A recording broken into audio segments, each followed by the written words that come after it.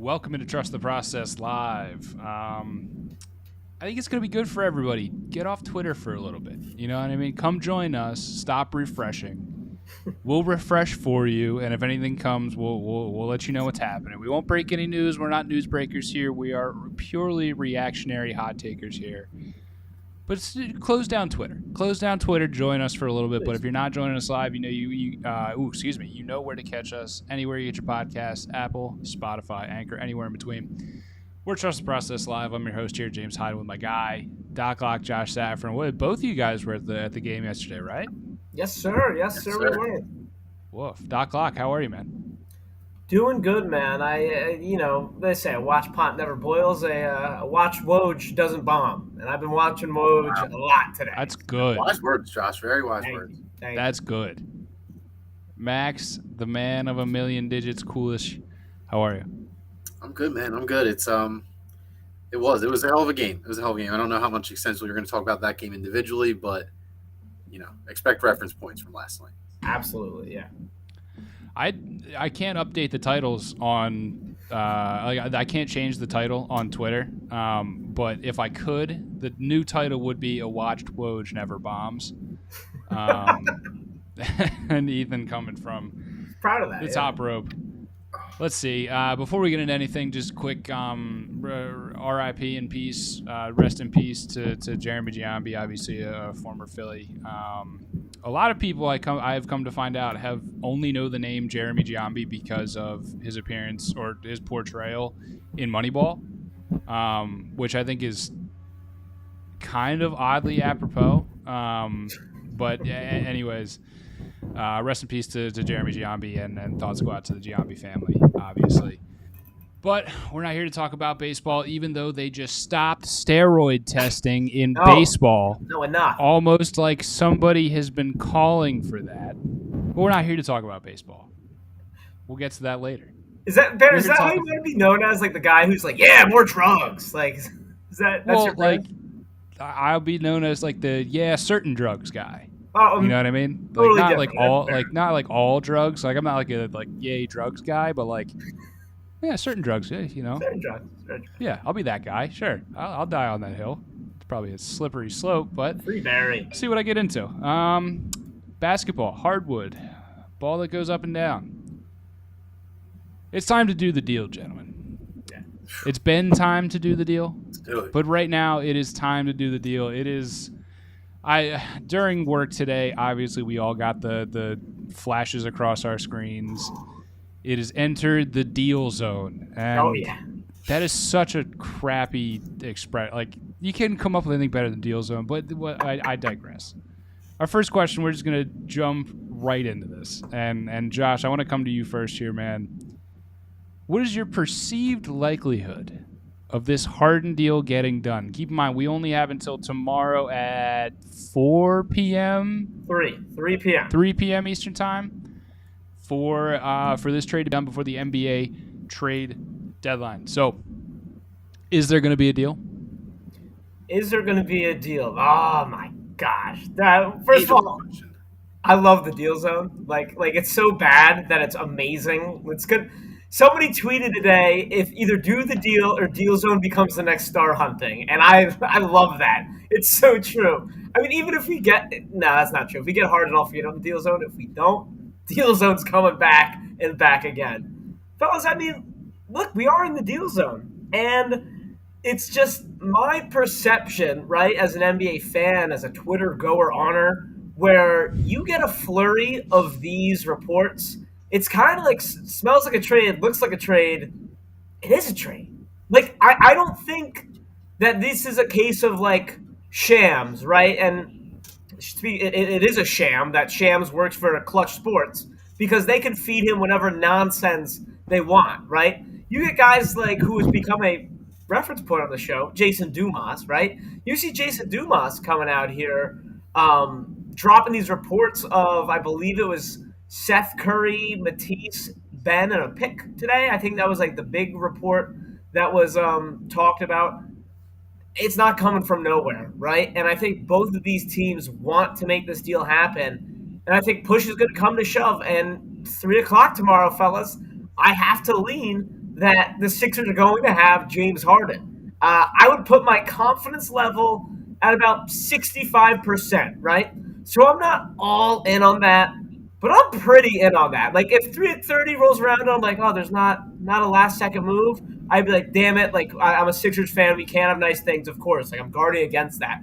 But just as like someone who's knows how these trades work, knows how the Twitter rumor mills, like I don't remember these rumors for Harden being this rich. I don't remember any of the like other rumors for Simmons being like having this much weight. So I can't help but be inclined to believe 65%. I'll put a number on it. I think this deal gets done, fellas. I really do.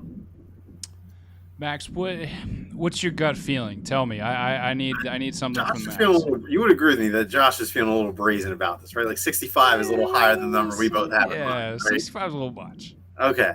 And Josh, no slight to you, but Okay. I don't know, man. That feels like you're a little too confident. I'm hesitant to even call this a 50-50.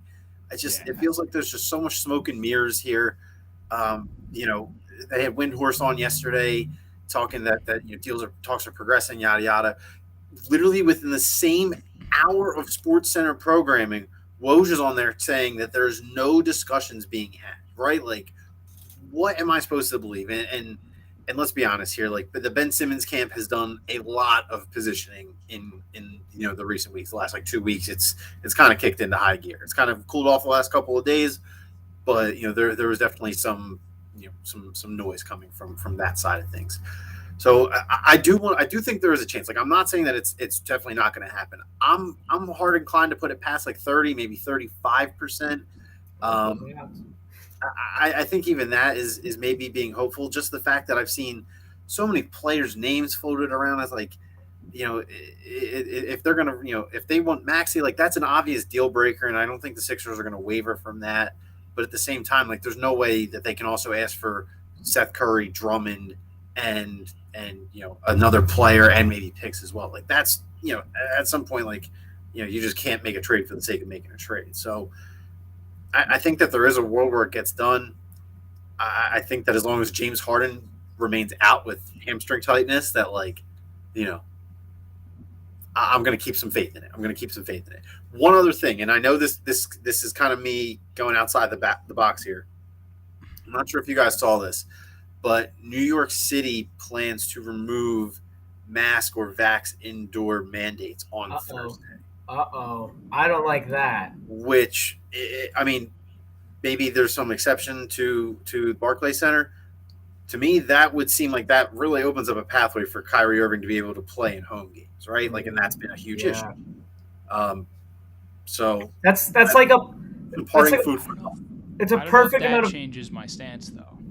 Well, I don't think it changes my stance, but it might change James Harden's stance just a little bit. Like Max, I think that's like a perfect amount of putting the tinfoil hat on, because it might be a bit of a reach, but I do think there is merit. And one that's just something I hadn't considered. If it does pan out like that, I'm totally taking a victory lap, like 100%.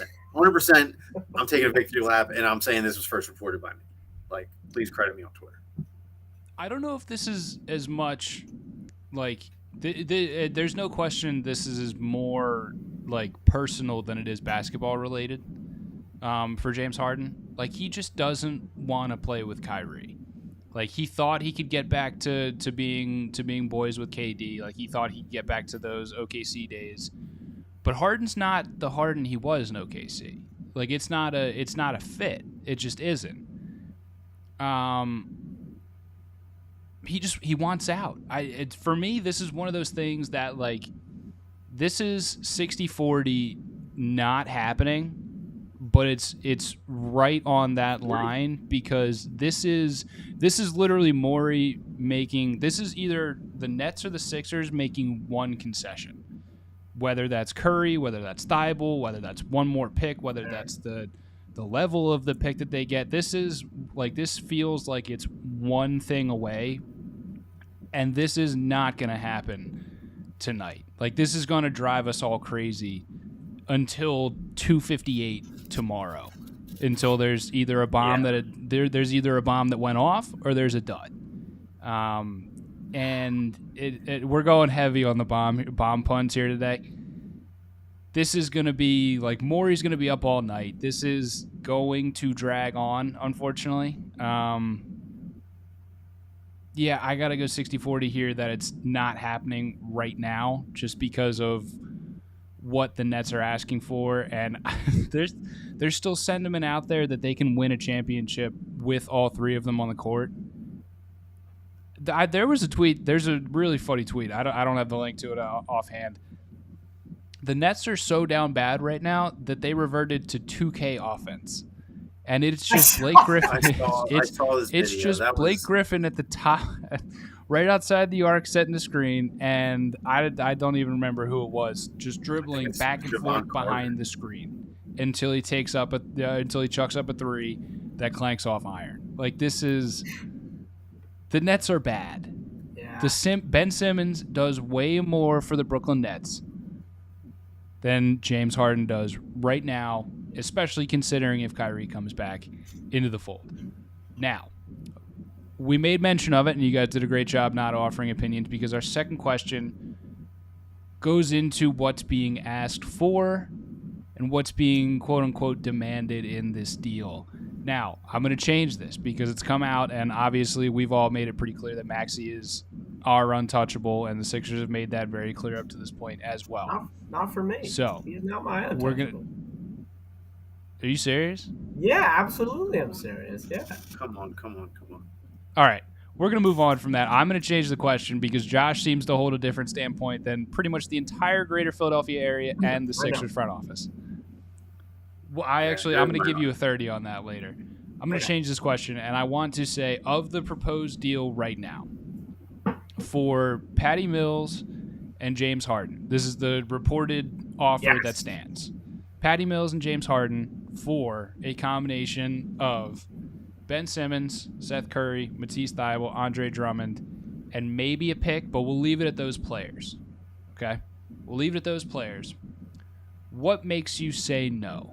What prevents you from doing that deal with the Nets, Max? All three of them.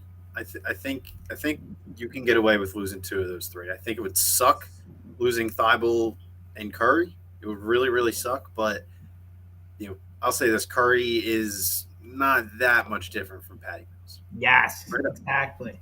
He's not. Wait, say that again. Curry's not that much different than Patty Mills. Not that much different from Patty Mills as a player. So, that would suck, and Thybulle would give them a really good defensive presence. But I think all three, for one, would be the line for me personally. I don't know what it is. Maybe this is just personal bias. In my dumb brain, I always feel like in the buyout market, there's usually big guys that are more readily available, right, than guards. So that's why I'm cool with Drummond. I think Drummond have guys on your roster you could give more play at that spot. That's also true. That's also true. But I'm just saying, if you want to make a deep title run, I don't think it's fair to ask Paul Reed to play 38 minutes a game. Totally. in your or maybe not 38 minutes. Excuse me, like 20 minutes. 20 minutes. 20 minutes a game. Sorry, yeah, that wouldn't be a starting spot. My bad. That's on me. Anyway, getting back to it, all three I think is the deal breaker. Just because the whole reason you make this deal for Harden is to compete for a championship this year, right? Like, the dude's not getting any younger from here. Neither is Joel.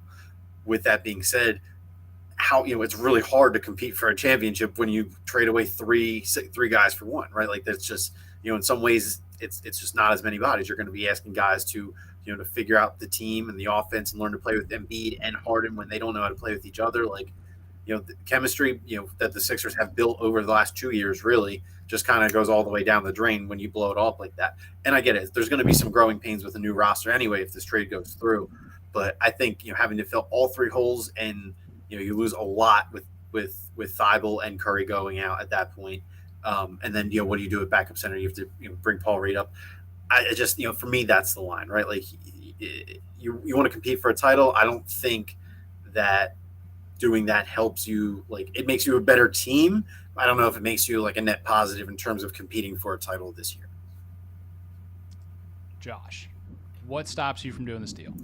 Nothing stops me from doing this deal. I pull that trigger and I get the deal done. Max, I love how you brought up the buyout market, because that is exactly what I was going to say as why I get the deal done.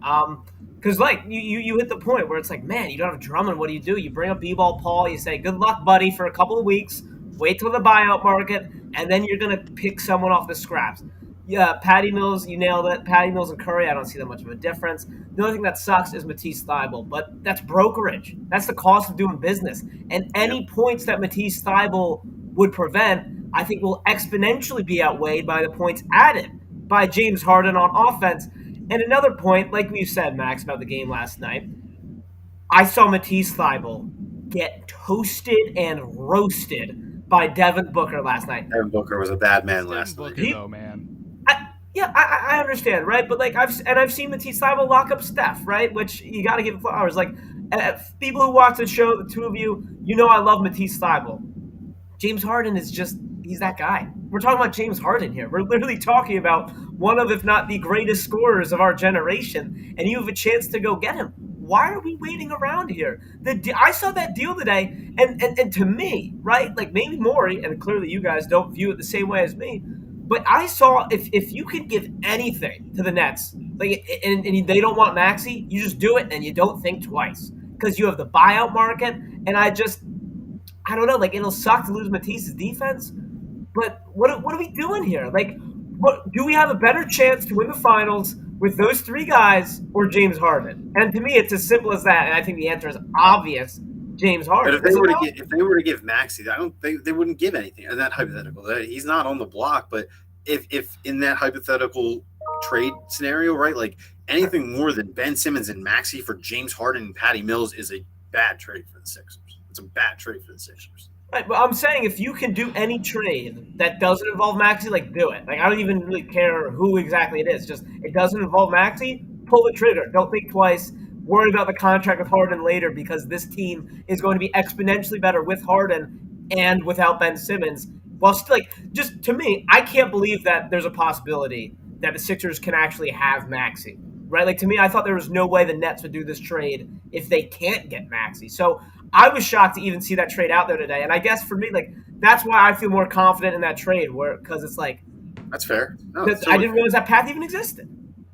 Well, my only thing would be you have to Drummond, fine. Drummond's part of the deal. That's fine. Although I absolutely love what Drummond brings. Oh, me too.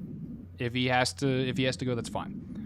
When you're looking at Seth and Matisse, and before I say this qualifier, James Harden has not looked like the James Harden we have come to know since being in a Brooklyn Nets uniform. Granted, when he first got there, he was popping off. We don't really know what James Harden we're getting. This is not me saying I'm not doing the deal, because I am. But when looking at Matisse Thybulle and Seth Curry, I do that all the time. You have to kind of think about what you're going to do in the playoffs.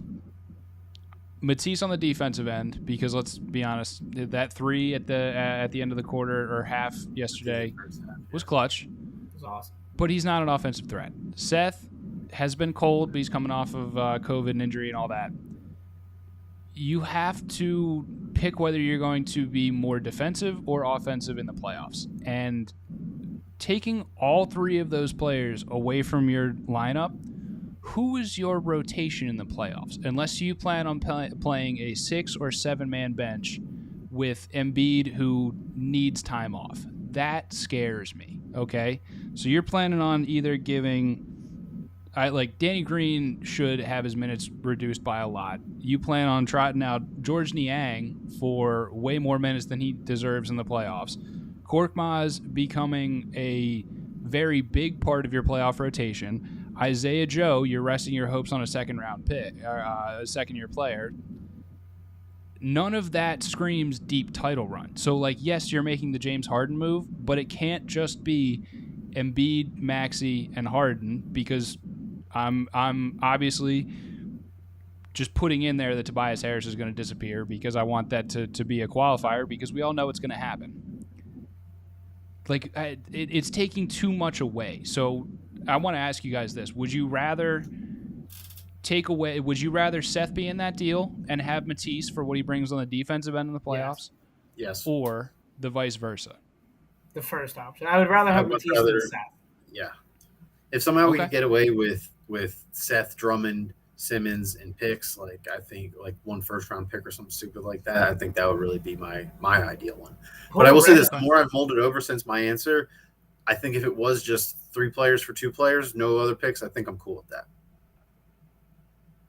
Yeah, I mean, I say, I mean, I don't love it, three, but three not including Simmons, or 3 including Simmons. Simmons and the 3, I should say, for the 2 of them. I don't love it, but the more I think about it, the more I'm like, that's not the worst trade in the world. So your playoff roster would be it wouldn't be great. Harris, You're Embiid, totally banking Maxey, on the buyout market. You're totally banking on the buyout market. You're totally banking on and that's where I was kind of getting up to, because your buyout market, your the best players. Kevin Knox is a buyout candidate, by the way. No thanks. It's amazing he's still in the NBA, man. He's truly awful. He's truly awful. The biggest name right now that's rumored to be a buyout candidate is Gary Harris. Like a Thad Young return. Derek Favors. Give me that. Robin Lopez, a Mike Muscala return, Tristan Thompson, expiring contracts. You got Serge Ibaka, Kent Bazemore, Serge Ibaka, yeah. I don't think Serge Ibaka is going to. Oh, he's not going to get bought out. He's not going to get bought out for sure. Those are expiring deals that might get dealt before tomorrow in minor deals. But like, do you guys really feel good about a playoff rotation? With those guys?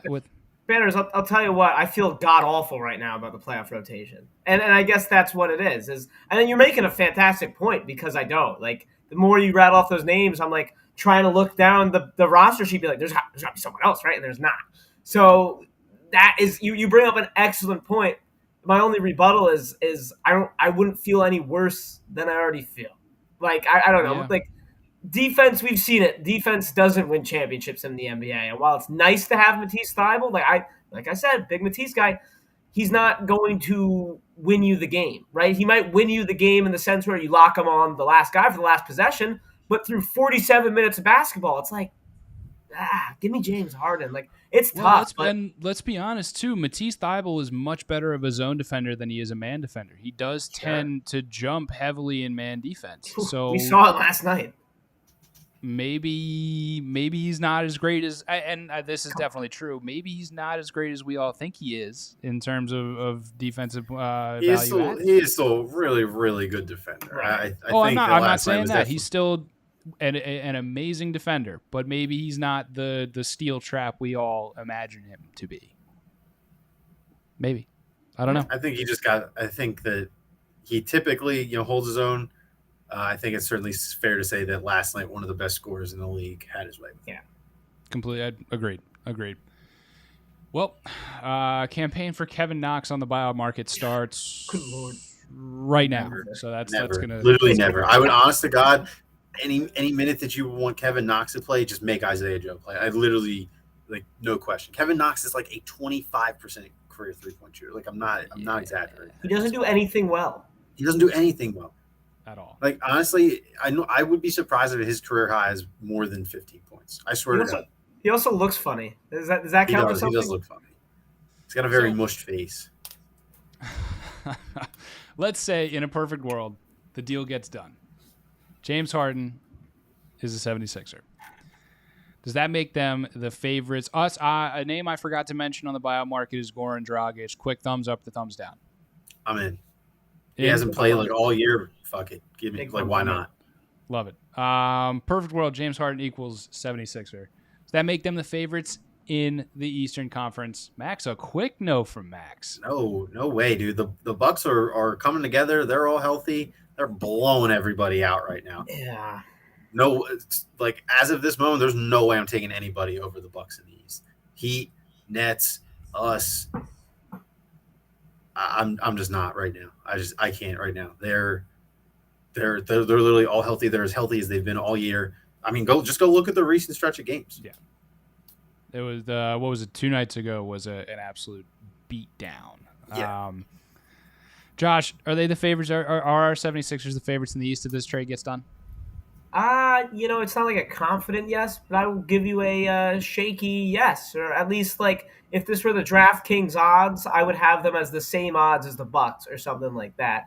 I can't disagree with Max, right? Like, Bucks are freaking good. Giannis he's He's kicking it in, and this is why I do not watch basketball until this time of the year also, because it's all crap.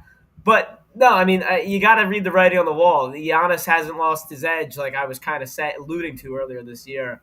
But you were putting together Joel Embiid, who, for all intents and purposes, can we call him the number one player in the NBA right now? Like on this very day, I would. Embiid's the number one player in the NBA. And Banners, look, I get it. News. I get everyone else who's saying that Harden's lost a bit of a step.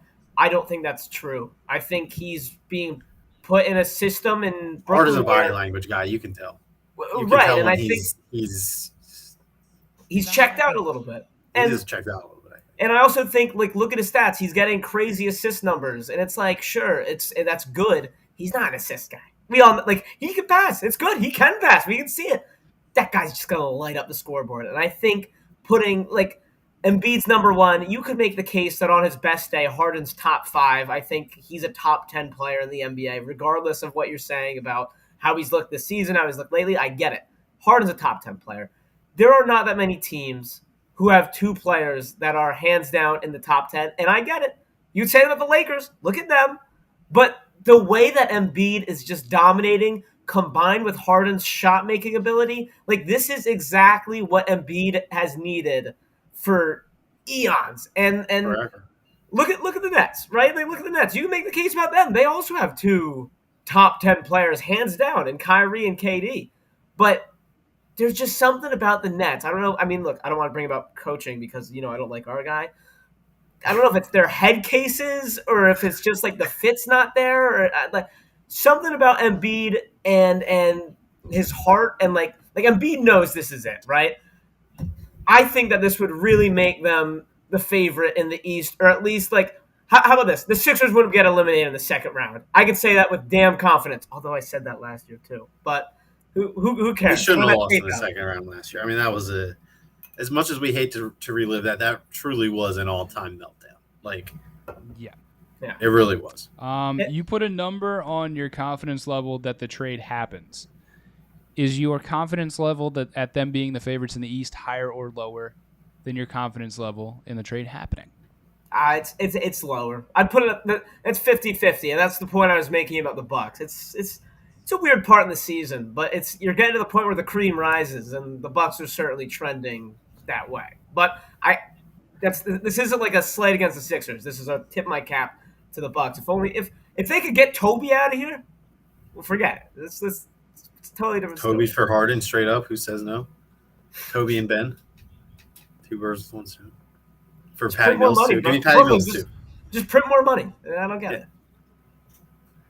Yeah, the Bucks are just so far ahead in terms of pedigree, roster construction.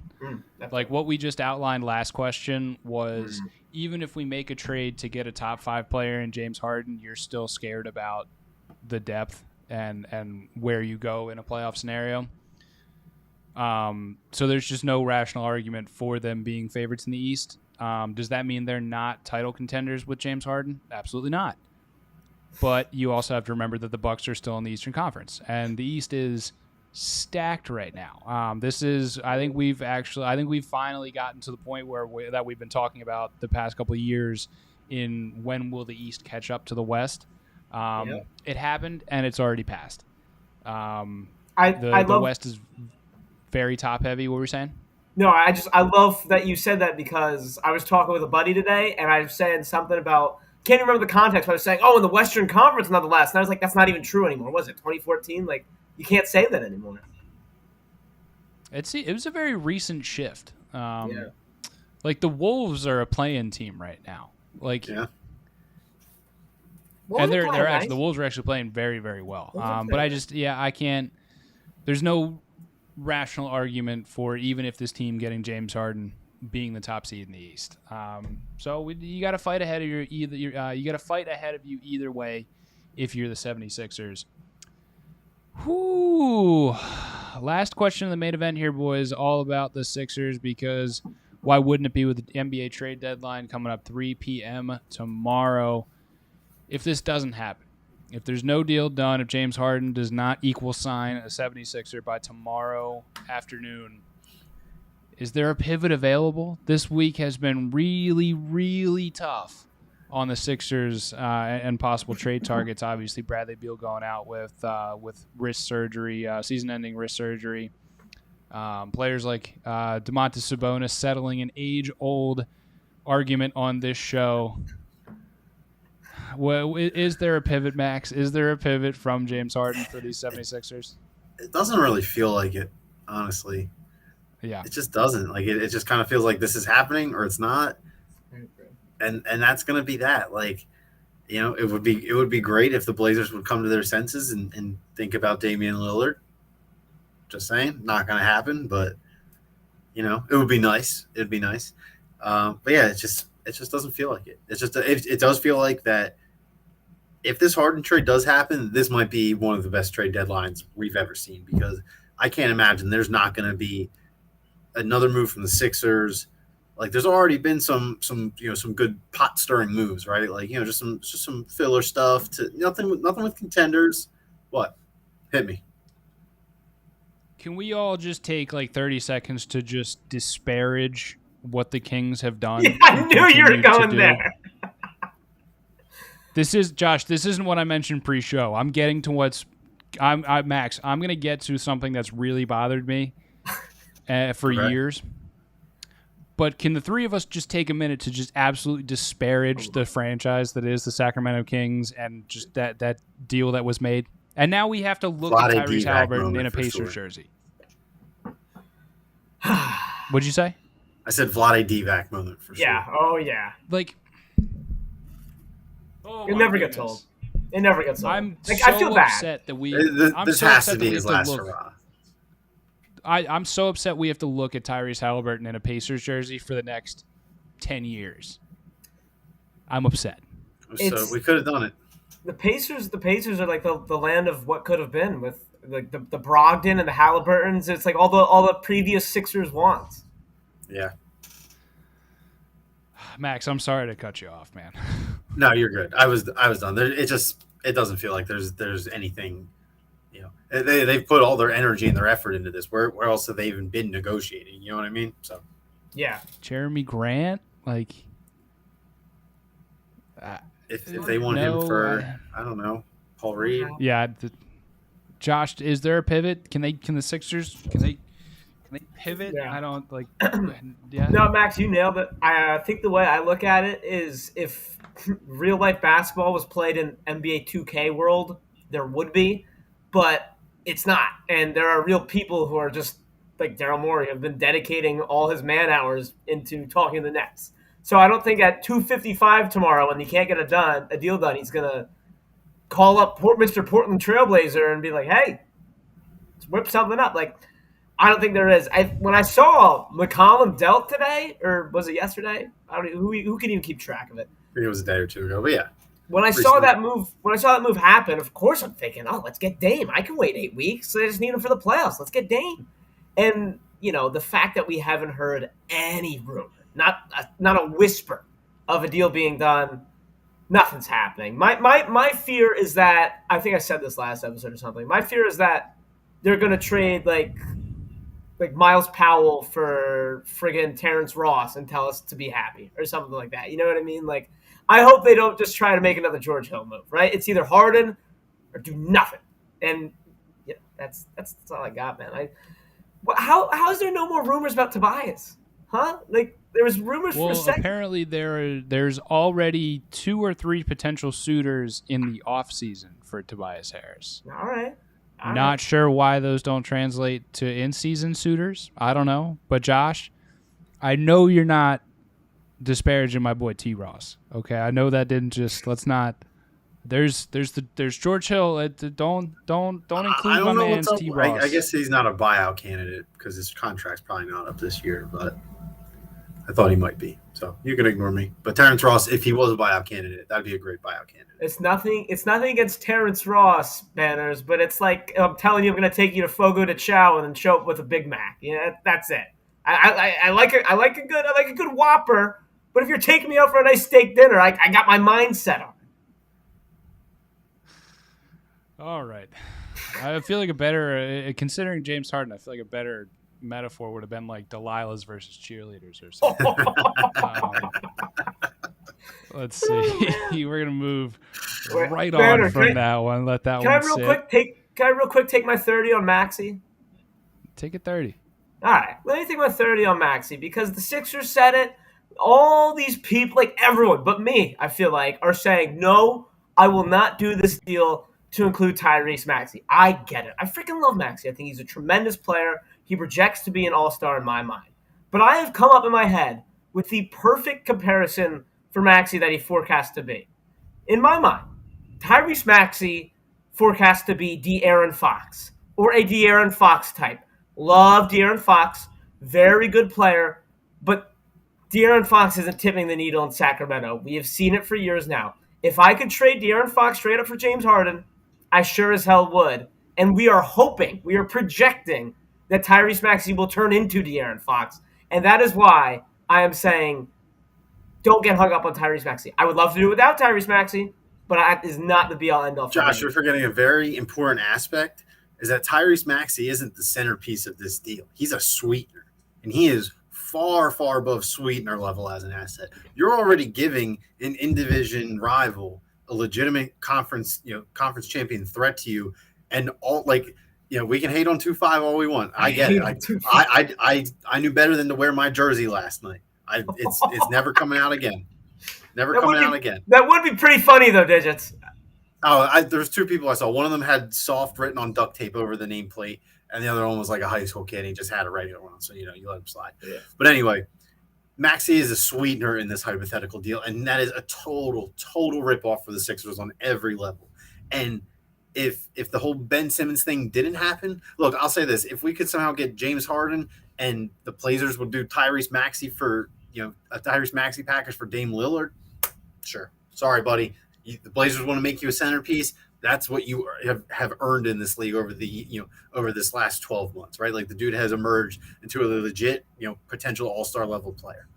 With that being said, that's why this Nets trade cannot happen if Maxey is involved, because you're already making. I already think that Ben Simmons makes that team better. You replace Harden with Ben Simmons, Ben Simmons doesn't need to shoot. Ben Simmons doesn't want to shoot. He doesn't need to shoot on that team.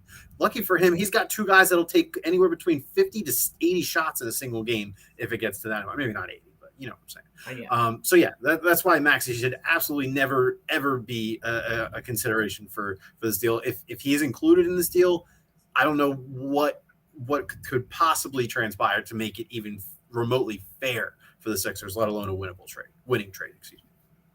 And on top of that, you're to add on to Max's point, you're already giving Brooklyn 2-5, Drummond, who's a very serviceable backup big, and let's not forget Seth Curry is shooting a career worst 41% from three, a career worst 41%.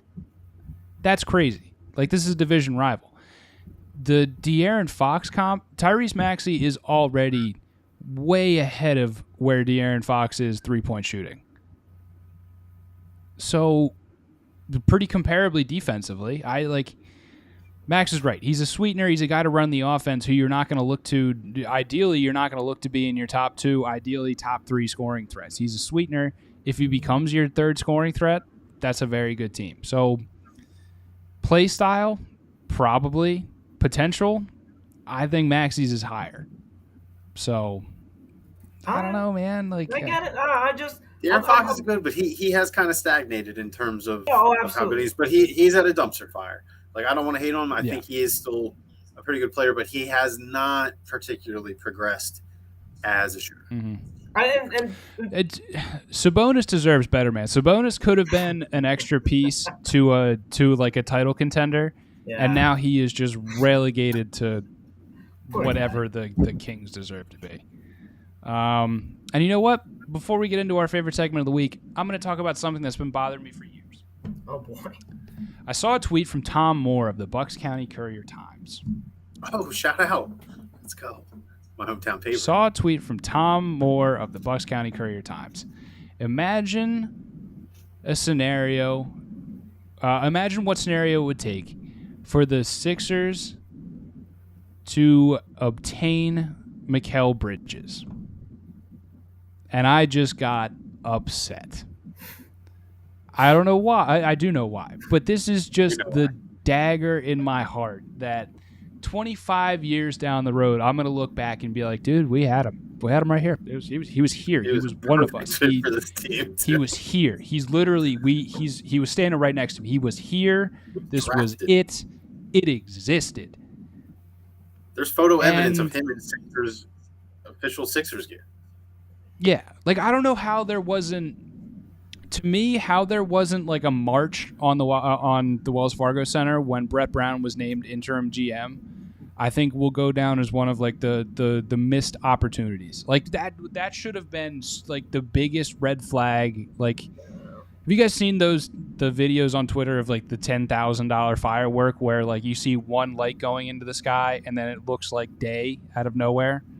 Like that's how big of a red flag that should have been that Brett Brown was named your interim GM. Quite the analogy. We had him, man. We had him and we let him go. He had a great game last night. I see. Oh, guys, I'm telling you, if you're watching this, if you're listening to this, I'm giving you an ATM. It's not sponsored by a bank. It's not anything. I'm giving you a direct with. It's a mint. I'm minting you money. Bet on Bridges over 3 points made because somehow the odds makers have not set it above 1.5. It's free money. It's an ATM. You're printing money. You're welcome. Go for it. I'm sorry. That was just... #sharp. Golly, we had him. It's time for our favorite segment of the week here.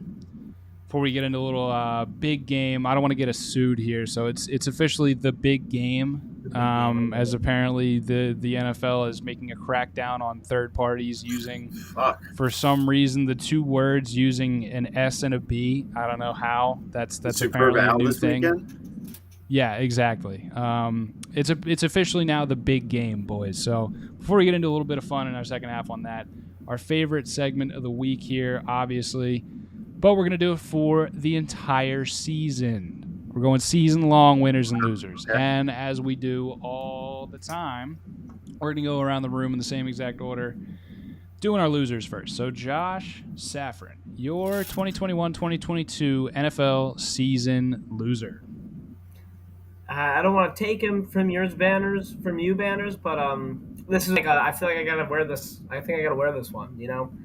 First and foremost, let me say thank God for building a reputation where I can publicly support Aaron Rodgers without people thinking it has anything to do with politics or policy. But known Aaron Rodgers supporter and fan, Josh Safran, comes out here every week and calls him the bad man. Aaron Rodgers was the loser of this season, man, and I don't even think it's close. Like, maybe the Dolphins, right? Maybe like the Raiders or like Gruden could be close. Don't go on a tangent. Stay here. Stay with me, Josh. Stay with me. Aaron Rodgers is the loser of the season for so many reasons, and like I got a good laugh out of a lot of this stuff. But like immunized is a buzzword I use all the time because it cracks me up. COVID toe, hilarious. But like when you really look at it. What a freaking loser this year. This guy said he would consider boycotting the Super Bowl and then lost to Jimmy Garoppolo. I mean, it's just, what a loser, man. And now the Packers are screwed. Like, that's how you go out. That's how you leave Green Bay. Like, loser of this season is Aaron Rodgers. And I got to say it because I like to dish it out. I like to take it. You know, I'm a sucker for pain. Rodgers, loser. Max, take it away. Oh, man. That's a tough act to follow. That's a... Honestly, I'm really struggling to pick one here. I kind of want to be a little petty and say the Cowboys, if I'm being quite honest. Shout out them Cowboys. I really do, because they started off hot. They had a defense that was actually performing. And in just classic Cowboys fashion, they progressively, they peaked at week 10 and week 11 and progressively got worse. And by the time they got to the playoffs, I think, Josh, you might have inspired me here. They lost to freaking Jimmy Garoppolo in the playoffs. So, I think maybe the hometown in me shining through here, but there was definitely a point in this season where I was legitimately worried that I could see the Cowboys win the Super Bowl. Thank fucking God, I don't have to worry about that anymore.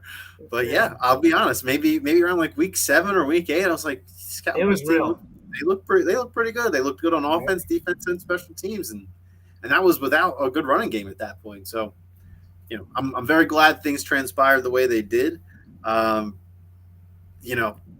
say this, for all the drama that we've had in the playoffs with last plays winning the game, the Cowboys quarterback draw of 14 seconds will just always forever be a perfect yang to all of the little last second Ian that was this playoffs. So Josh covered my arch enemy, and now I'm going to cover my backup arch enemy. In case the Packers decide to suck for like 15 years, I need to choose somebody else to hate with every fiber of my being. The Saints. The Saints are screwed. You lose Drew Brees. Jameis Winston comes in with all the LASIK goodness. Looks like he could be something. Tears his ACL. You're stuck with Taysom Hill and Trevor Siemian. The slant man, Michael Thomas, 1-year wonder, decides to just be, I'm not even gonna touch that. Michael Thomas is pretty much nothing for you. He decides to get in a fight with somebody. You have, let's see, I'll go in chronological order. You are $75,993,406 over the salary cap this coming off season. And I need to stop laughing because this last one is a serious this last one's a serious topic. Your all-pro running back has a forgettable week in Las Vegas, to say the least. The Saints, man, are not in a great boat. Shaky Baby is not even like it is way over Shaky Baby. So the Saints, man, 2009 is not forgotten, and maybe you're getting a couple of those low blows here right now. So you're losers. Time for our winners. Josh, your 2021, $75,993,406 over the salary cap. Josh Saffron, your 2021-2022 NFL winners. We got an odd one, because I didn't want to say Joe Burrow, even though he really is the winner of the season. I'll happily take him. You can take him. But I was trying to get a little creative, and you know what? I think the winner of this season was Rock'em Sock'em football a little bit, a reversion to the olden days a little bit, because since Mahomes-ish, a little before, it's been such a pass-happy league, and now the Super Bowl, you still, you're in the Super Bowl because of their passing ability, more or less. I felt like the Eagles, especially, and more teams around the league, there was this regression back to whoever can run the ball best will have the most success. Titans, the 1 seed, all they did was run the ball. Like, their passing game was more of a reaction to stopping the run. Eagles this year set the franchise record for rushing yards without having anyone who's really good at running the ball on their team. It's just rock'em sock'em football. The Niners made such a long run with Jimmy Garoppolo as their quarterback because they were able to successfully run the ball. And now you're seeing teams like the Bengals against the Chiefs. I mean, for as much flowers as we give to Joe Burrow, he deserves all of them. They won that game because of those guys pinning their ears back up front and making plays on the defensive line. Just lots of rock'em sock'em football here. Now, I don't think the Super Bowl will be like that, right? I think the Super Bowl will see more of the passing and more of the NFL that we've seen in the last few years. But I don't know if there's like numbers to support this. I just felt generally around the league that the video game Mahomes type and Josh Allen slinging the ball around, like, look, we saw that Chiefs-Bills game. There's still going to be a place for that in the NFL. But generally as a league, like, teams are finding more ways to win without just getting the quarterback and saying air it out. I think you're onto something because I mean, look at who's going to finish top 2 in MVP, and this is why I say Cooper Kupp was the MVP this year. I totally agree. Aaron Rodgers finished with what 40 touchdowns, and Tom Brady was second with like 38 with an extra game. With an extra game, right? This was not a remarkable year in terms of explosive passing numbers, which I think was definitely pretty surprising. So I get where you're coming from. I can see it. Max, your winner. I mean, I'll take the layup here. I mean, it's got to be Joey B. He has become, the golden, maybe the NFL's truly next golden boy. Like, if Joe Burrow wins the Super Bowl here, like, move over Patrick Mahomes. The NFL Instagram account is going to be a Joe Burrow F fest for the foreseeable future, right? Like, if you guys follow any sports related account right now, like, I'll just use a certain four-letter network. Every single one of their posts relates to Mr. Joe B, Joe Bird, Joe Shiesty, Joe Cool, whatever you want to call him, right? He's got the most workable name for nicknames in sports.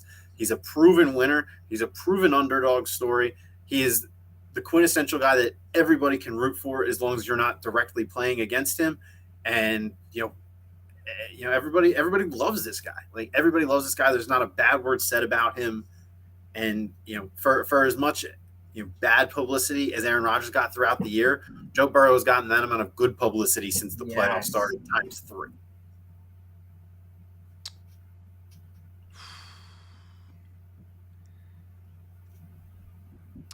It's like a 2-part winner here. Obviously, I want to say 1A. It's all centered around the Rams. 1A is obviously Matthew Stafford. Like, Matt Stafford is like an older Joe Burrow. Like one of those guys that's going to take every hit you throw at him and just get back up and like smile at you and smack you in the helmet and say, "It's cool, let's go." Good for him, man. Like, this is like trials and tribulations. Like, all of those years just getting battered, beaten down in Detroit. Stafford deserves it, so good for him. And 1B is, we might be looking at already one of the greatest coaching trees in the history of the NFL. This Sean McVay coaching tree is wild already. He's facing one of his compatriots who, by the way, wasn't an offensive coordinator, never called plays in his life, was under Sean McVay as a quarterbacks coach, got hired, takes his team to the Super Bowl in the second year. Raheem Morris is likely to get a job next year in the next round of head coaching candidates. Matt LaFleur, who, again, lost to Jimmy G and the 49ers. Matt LaFleur has gone 13. He's had 13 wins for the past, 3 years, something like that. Cramming up your cram hole, LaFleur. Kevin O'Connell, the guy who is mainly responsible for developing and installing the offense for the last 2 years with the Rams, gets a job with the Vikings. This is going to keep churning out people as long as Sean McVay continues to be innovative with his offense, which there's really no limit to his offense because of how they do it. I don't want to go too X's and O's right now. Just they kind of get rid of the play action because they just spread the field so much. Like, you should watch how they line up. They'll go trips left and then stick a tight end, Tyler Higbee, out on the right side, all alone. Other teams have no idea what to do with it. Like, their defenses are so spread out, so there is no disguise. There's really no way to defensively scheme around that. So as long as Sean McVay continues to be Sean McVay, there is going to be just coach after coach after coach coming out of this system because everybody wants to be like him, and he's only 36 years old. Mm-hmm. Can we take a moment and just give Sean McVay just not a ton of props, just a little bit, because he's become like a meme. You know what I mean? To the point where it's like people don't act like he's a good coach just because it's he's like a meme, and it's like, no, he's still a damn good coach. Yeah, Sean McVay is right now Sean McVay is the best coach in the NFL. I'm not saying is that. No, I mean, what really? I don't know, Banners. I don't know. It's just that it's just such a hot take. You know what I mean? Like, Doug Peterson got a job again recently, Banners. Oh, watch out! That's true. I mean, It's the score box or box score. Oof. I mean, just the juxtaposition between the McVay coaching tree and the Belichick coaching tree is wild. But oh boy, we get one more of our favorite, huh? So can't disagree with that. We get one more of our favorite segment of the week next week for the Super Bowl, and we'll do. Don't shortchange us. We're not just going to do winners and losers. Obviously, there's going to be a winner and loser of the game. We're going to get a little bit more in depth with it.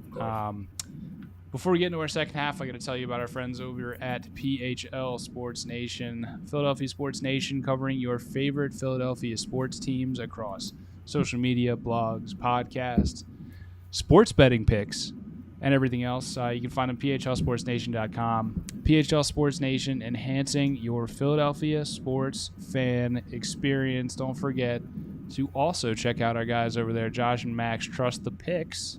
Give you some...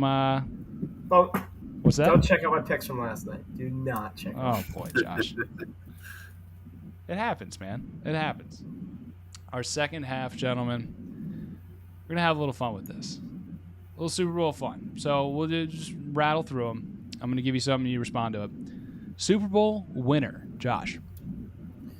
Oh, my God. I want to be up front that I got, I don't know, right? I'll pick one. Right, I'll say the Rams right now, just based on talent, right? How can I not pick the Rams? It's the thought of that front four going against the Bengals D-line, and then you can't even chuck it up to Jamar Chase because he's covered by Jalen Ramsey, right? So that's where I sit right now Wednesday night.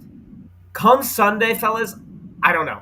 It might change because, hear me out for one quick second, I think there are some parallels between this Bengals team and the Eagles Super Bowl team. And not in every single sense. Obviously, the Eagles' offensive line was way better, and the Bengals have a way better quarterback than Nick Foles. But there's something – all right. The Bengals secondary, as Digits knows, I have attacked them almost every week and trashed them. And my biggest thing when I look back to the Eagles Super Bowl is, how the hell did they win a Super Bowl with that secondary?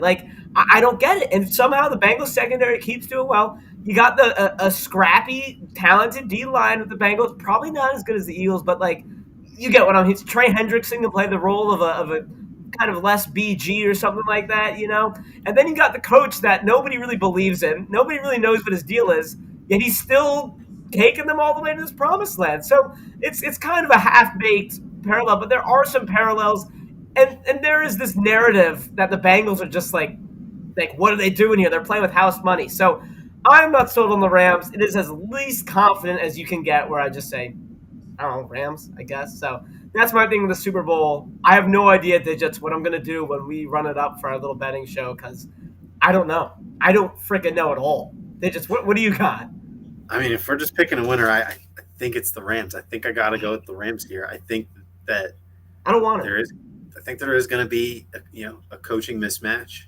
I do think that the Bengals have not really been punished by having a really poor. I mean, the Tennessee sacked them 9 times, right. So I guess they have, right? But they still won that game. But there's no way you can get sacked even 5 times against the Rams and expect to win that game, right? They're just a much more consistently productive and consistently more explosive offense than the Titans have been at any point this season.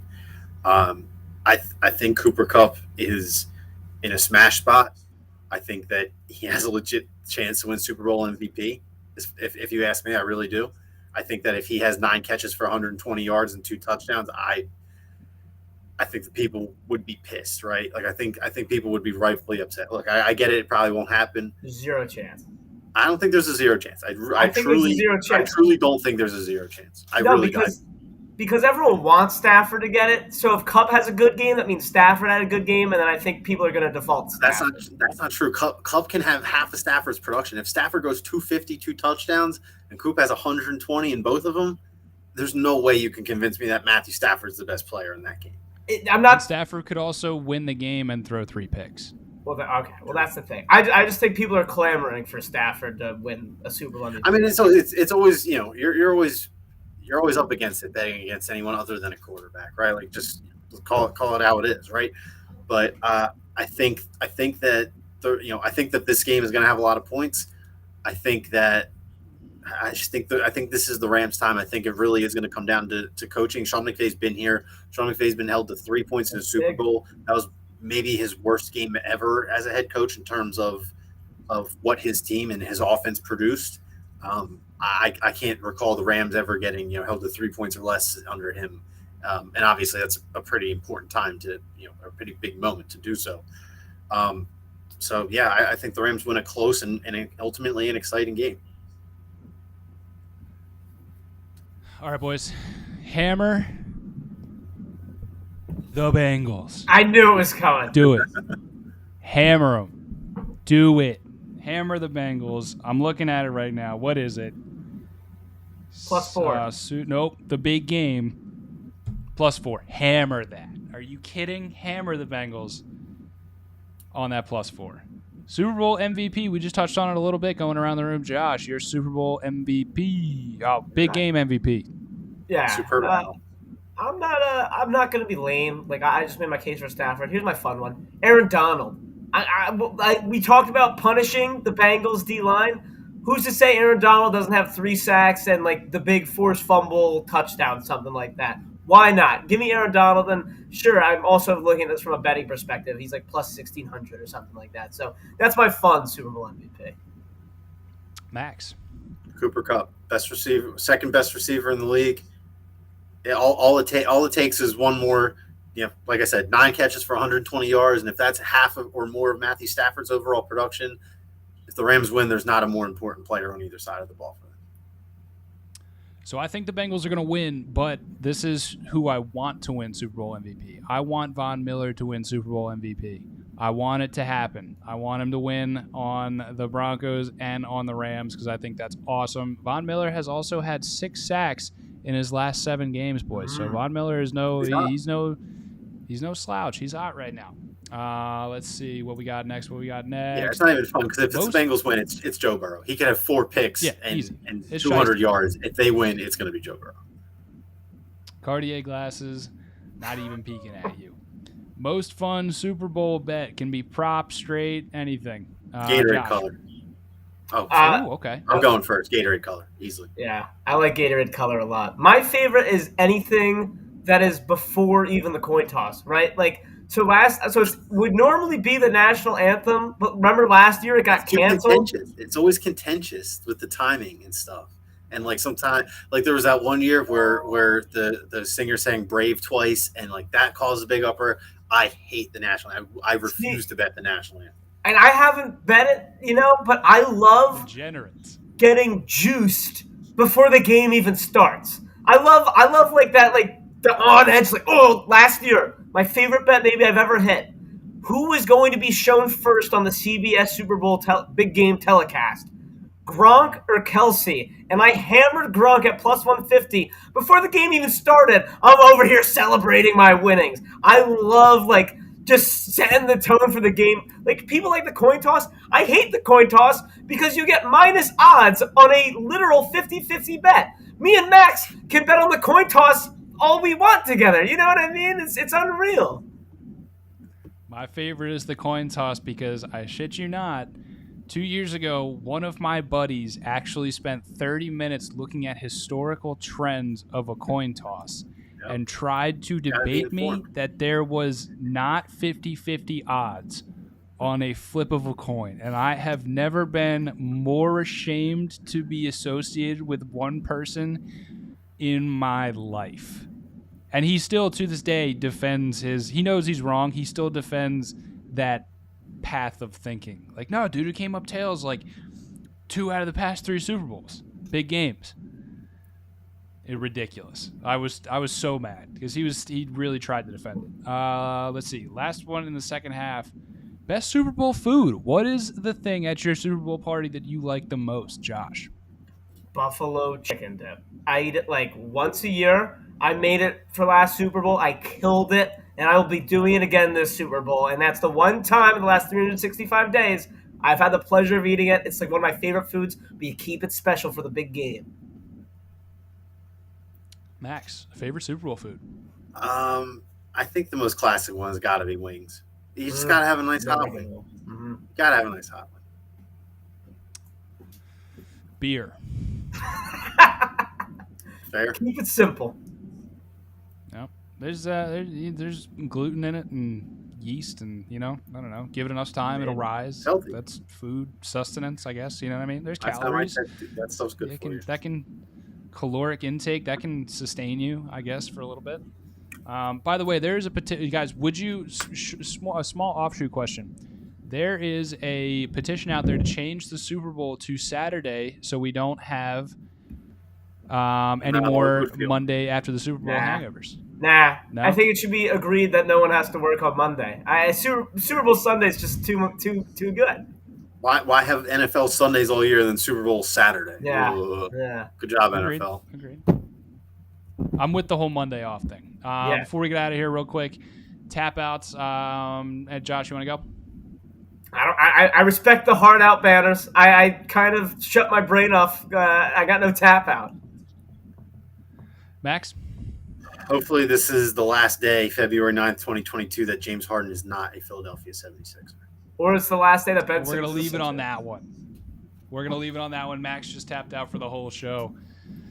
Again, if you didn't join us live, you can find us wherever you get your podcasts, Anchor, Spotify, Apple, anywhere in between. We are Trust the Process Live. Hopefully next time we are talking to you, James Harden is suiting up at shooting guard or point guard, wherever Doc decides to play him for the Philadelphia 76ers. We'll talk to you next week, Philly. From everybody here, Trust the Process Live, we are brought to you by Mighty Philly, where something's always new. And everything's always Philly.